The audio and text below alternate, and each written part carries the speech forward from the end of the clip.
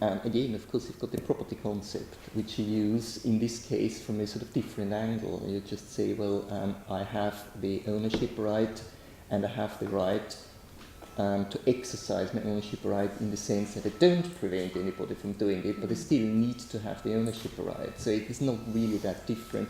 It is certainly quite good, fix in a way the idea of Creative Commons in this regard. It depends very much on the individual people. It depends also very much how much these licenses travel in further, handing down of the license to, third parties and so on. The thing is that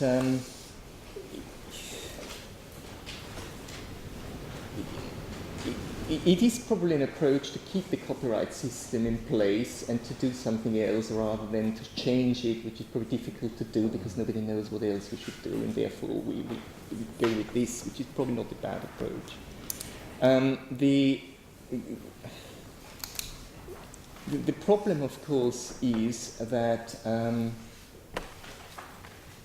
copyright is, of course, shaped by, commercial interests. Always was. I've heard that as well. I mean, if you actually make a really substantive blow to copyright, and this will never happen, then you would actually have either assignment prohibitions or restrictions with automatic revert clauses after about 10, 15, 20 years.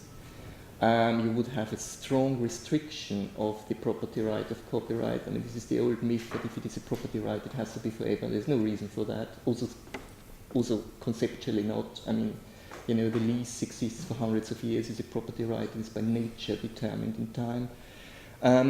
So, you could do relatively simple things by not changing the system much and getting quite a lot out of it, and copyright may actually then work for the creative artists a bit better. So the copyright looks as policymakers and especially lobbyists want it more and more, and effectively law and copyright as well is a tool. It's like a knife. I mean, you can stab someone or cut bread, and I've actually got this from Daniel Barenboim from his Reith lectures, where he said exactly the same thing with regard to music. So copyright is in this regard relatively neutral. The law doesn't actually, doesn't excuse you of anything.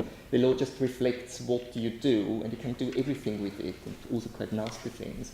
But the copyright itself can, of course, be changed with relatively simple means to cut it back quite considerably. For example, licensing restrictions which you can't override because there would be mandatory provisions. And guess what? That is not happening. So, theoretically, yes, you could, but of course there's a certain will, for commercial reasons, not to let that happen. Ian, a quick one, and then I think we'll just wrap up. No, I think Blanche is more important. Do you think so? Well, I suspect you're a materialist. Okay, well, thank you very much, everybody, for terrific contributions. We're very, very grateful to you for coming along and for sustaining such an interesting and varied and in some ways unexpected program.